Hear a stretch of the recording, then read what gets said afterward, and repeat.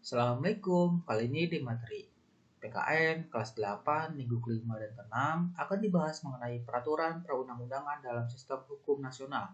Sebelumnya jangan lupa untuk di like, komen, dan juga subscribe supaya channel ini dapat berkembang. Oke, kita pembahasan materinya. Yang dimana materi yang dibahas ada makna peraturan perundang-undangan, lalu ada dasar peraturan perundang-undangan Republik Indonesia, ada asas peraturan perundang-undangan, dan jenis dan fungsi peraturan perundang-undangan. Pertama, kita ke makna peraturan perundang-undangan. Di mana konstitusi itu berasal dari bahasa Inggris yaitu constitution, sedangkan dalam bahasa Belanda disebut juga dengan constituut yang artinya undang-undang dasar atau hukum dasar. Konstitusi terbagi menjadi dua macam, yaitu konstitusi tertulis dan konstitusi tidak tertulis. Adapun konstitusi tertulis pengertiannya adalah aturan-aturan pokok dasar negara, bangunan negara, dan tata negara yang mengatur perikehidupan satu bangsa di dalam persekutuan.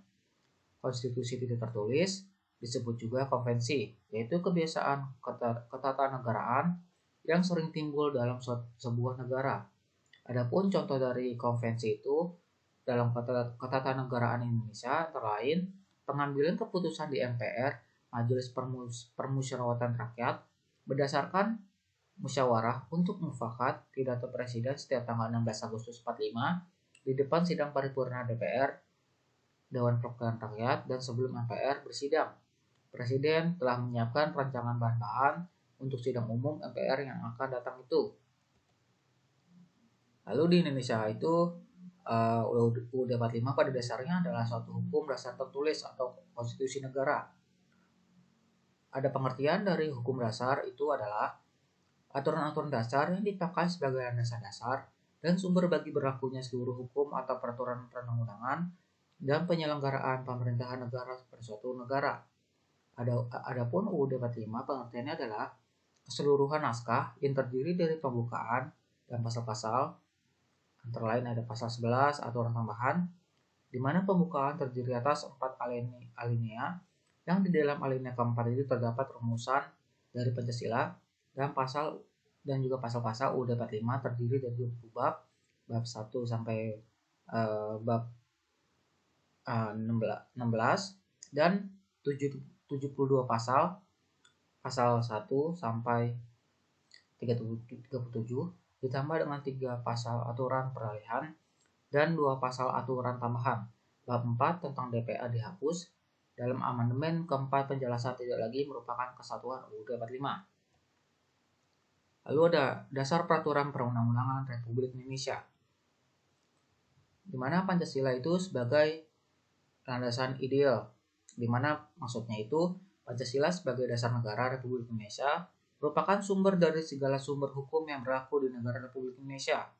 Sumber dari segala sumber hukum adalah pandangan hidup, kesadaran, dan cita-cita hukum serta cita-cita moral yang meliputi suasana kejiwaan dan watak bangsa dan negara yang bersangkutan. Lalu UUD 45 sebagai landasan konstitusional. Maksudnya adalah landasan konstitusional bagi penyelenggaraan perundang-undangan negara adalah UUD 45 yang merupakan perwujudan dari tujuan proklamasi kemerdekaan 17 Agustus 45 yang terdiri dari pembukaan pasal-pasal terdiri dari 20 bab 1 sampai bab 16, lalu dan 72 pasal 1 sampai pasal 37 ditambah dengan 3 pasal aturan peralihan dan 2 pasal aturan tambahan.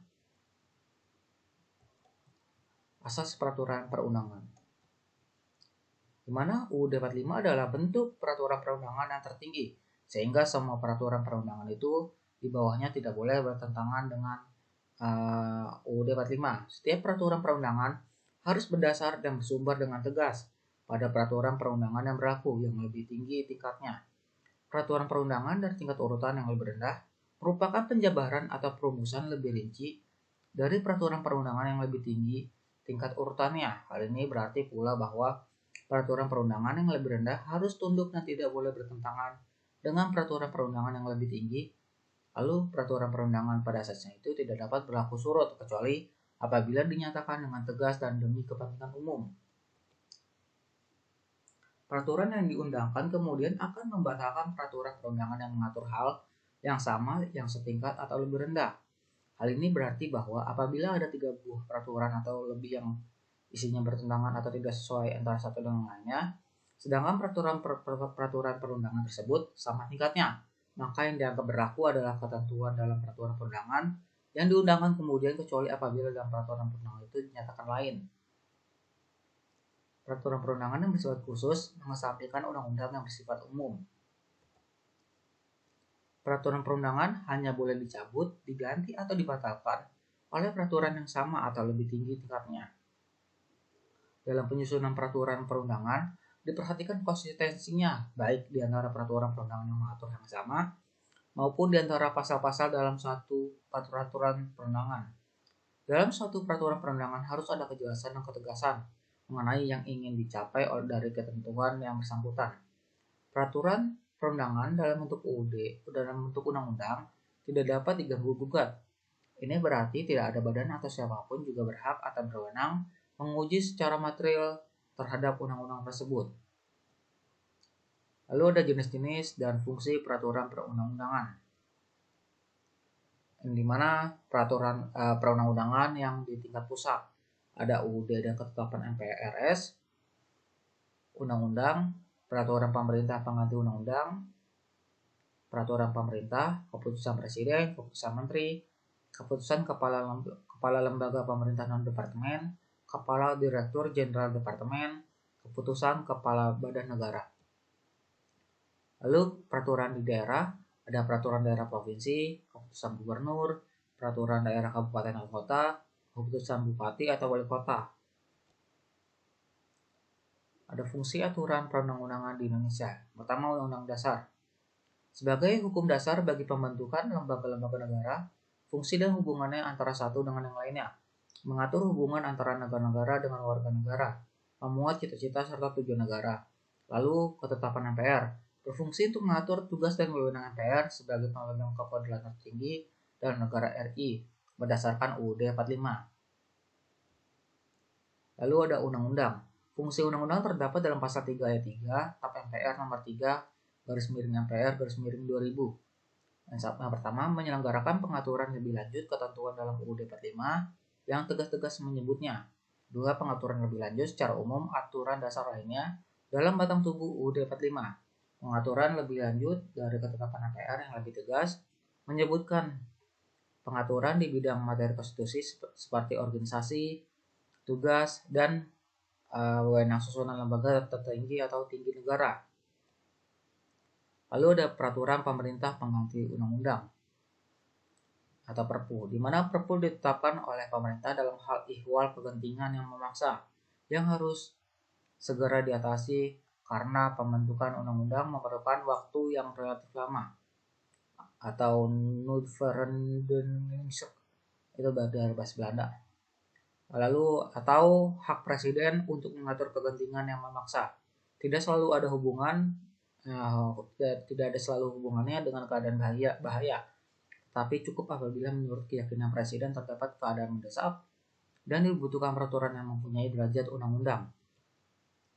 Lalu ada langkah-langkah pengajuan Perpu terdapat dalam pasal 22 UUD 45. Antara lain, Perpu harus diajukan ke DPR dalam persidangan. 2. DPR dapat menerima atau menolak Perpu dengan tidak mengadakan perubahan. Yang ketiga, jika ditolak DPR, maka Perpu tersebut harus dicabut. Adapun fungsi Perpu, pertama, menyelenggarakan pengaturan lebih lanjut atas ketentuan dalam UUD 45 yang tegas-tegas menyebutnya, pengaturan lebih lanjut secara umum aturan dasar lainnya dalam batang tubuh UUD 45, pengaturan lebih lanjut dalam ketetapan MPR yang tegas-tegas menyebutnya, dan terakhir pengaturan di bidang materi konstitusi. Lalu ada peraturan pemerintah atau PP. Landasan formal konstitusional PP adalah pasal 5 ayat 2 UUD 45 dan perintahnya dimuat dalam pasal 3 ayat 5 TAP MPR nomor 3 garis miring MPR garis miring 2000. Pengaturan lebih lanjut ketentuan dalam undang-undang yang tegas-tegas menyebutnya, dan terakhir menyelenggarakan pengaturan lebih lanjut ketentuan lain dalam undang-undang yang mengatur meskipun tidak tegas-tegas menyebutnya. Lalu ada keputusan presiden atau Kepres. di mana fungsi peraturan presiden atau regeling adalah menyelenggarakan pelaksanaan administrasi negara dan administrasi pemerintahan. Pasal 3 ayat 6 TAP MPR nomor 3 garis miring MPR garis miring 2000. Sedangkan landasan formal konstitusionalnya adalah pasal 4 ayat 1 UUD 45, yaitu menyelenggarakan kekuasaan pemerintahan negara mengenai lingkup administrasi dan pemerintahan dalam pasal 6 TAP MPR nomor 3 garis miring MPR garis miring 2000. Antara lain, fungsinya menyelenggarakan pengaturan secara umum dalam rangka penyelenggaraan kekuasaan pemerintahan sesuai pasal 4 ayat 1 UUD 45, menyelenggarakan pengaturan lebih lanjut ketentuan dalam peraturan pemerintah yang tegas-tegas menyebutnya, lalu menyelenggarakan pengaturan lebih lanjut ketentuan lain dalam peraturan pemerintah meskipun tidak tegas-tegas menyebutkannya. Lalu ada keputusan menteri, Kepmen, yang dimana menyelenggarakan pengaturan secara umum dalam rangka penyelenggaraan kekuasaan pemerintahan di bidangnya sesuai dengan pasal 17 ayat 1 UUD 45, menyelenggarakan pengaturan lebih lanjut ketentuan dalam keputusan presiden, menyelenggarakan pengaturan lebih lanjut ketentuan dalam undang-undang yang tegas-tegas menyebutnya, menyelenggarakan pengaturan lebih lanjut ketentuan dalam peraturan pemerintah yang tegas-tegas menyebutnya. Lalu ada keputusan kepala lembaga pemerintah non-departemen, menyelenggarakan pengaturan secara umum dalam rangka penyelenggaraan kekuasaan pemerintahan di bidangnya, menyelenggarakan pengaturan lebih lanjut ketentuan dalam keputusan presiden, merupakan keputusan berdasarkan pasal 17 ayat 1 UUD 45. Lalu keputusan Direktur Jenderal Departemen, menyelenggarakan pengaturan lebih lanjut ketentuan dalam UUD undang-undang yang mengatribusikan dan peraturan pemerintah yang bersangkutan, menyelenggarakan secara umum dalam rangka penyelenggaraan fungsi dan tugasnya. Lalu ada peraturan daerah atau Perda. Fungsi peraturan daerah provinsi adalah untuk menyelenggarakan otonomi daerah di tingkat provinsi dan tugas pembantuan mendebiwine serta dekonsentrasi dalam rangka mengurus kepentingan rakyat setempat menurut prakarsa sendiri berdasarkan aspirasi masyarakat sebagaimana ditentukan dalam pasal 7, pasal 9, dan pasal 13 tugas pembantuan dari Undang-Undang Nomor 2 garis miring 1959 yang kemudian dijabarkan lebih lanjut dalam PP Nomor 25 garis miring 2000 tentang kewenangan pemerintah dan kewenangan provinsi sebagai daerah otonom. Fight pasal 3 PP Nomor 25 garis miring 2000. Di mana fungsi peraturan dari provinsi itu untuk menyelenggarakan ketentuan fungsi anggaran dari DPRD provinsi dalam rangka menetapkan APBD, perubahan dan penghitungan APBD dan pengelolaan keuangan daerah provinsi sesuai dengan pasal 19 ayat 3 dan pasal 23 ayat 1 Undang-Undang Nomor 25 garis miring 1999 tentang perimbangan keuangan antara pemerintah pusat dan daerah. Fungsi peraturan daerah diatur dalam bab 4 khususnya pada pasal 69 dan pasal 7 dan juga 70 Undang-Undang Nomor 22 tahun 1999. Fungsi keputusan kepala daerah adalah untuk menyelenggarakan pengaturan dalam rangka pelaksanaan peraturan daerah yang bersangkutan dan tugas-tugas pemerintahan. Lalu ada peraturan daerah kabupaten atau kota. Fungsinya adalah untuk menyelenggarakan otonomi daerah sepenuhnya di tingkat kabupaten atau kota dan tugas pembantuan mendebiwine dalam rangka mengurus kepentingan rakyat setempat menurut prakarsa sendiri berdasarkan aspirasi masyarakat sebagaimana ditentukan dalam pasal 11 dan juga pasal 13 Undang-Undang Nomor 22 tahun garis miring 1959 yang kemudian dijabarkan lebih lanjut dalam PP Nomor 25 garis miring 2000 Fight pasal 3 ayat 1 ayat 2 dan ayat 5 melalui teori residu. Lalu fungsi peraturan daerah kabupaten atau kota juga untuk menyelenggarakan ketentuan tentang fungsi anggaran dari DPRD kabupaten atau kota dalam rangka menetapkan APBD, anggaran dalam hal pembelanjaan daerah. Lalu keputusan bupati atau kota, peraturan desa, dan juga keputusan desa. Fungsi keputusan bupati atau wali kota yang bersifat pengaturan atau regeling adalah untuk menyelenggarakan lebih lanjut ketentuan dalam Perda kabupaten atau kota atau atas kuasa peraturan perundang-undangan lain.